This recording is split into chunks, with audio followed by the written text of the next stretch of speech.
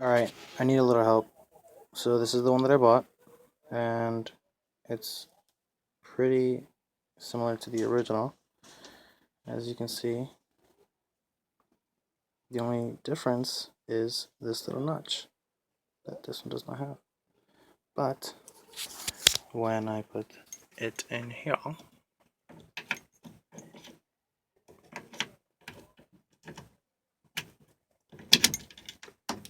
it goes in, and that was not there before, but I can see it catching correctly right there, and turns correctly, but can be pulled out. So yeah, I don't know what's going on. Even the original will enter and freely move. So if I could get some help on, maybe I need to press something over here that moves along.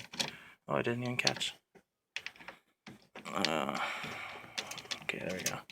So yeah, I can see it catching there, but it either needs to go in farther, or somehow I need to push that so that, I don't know, some help would be dandy.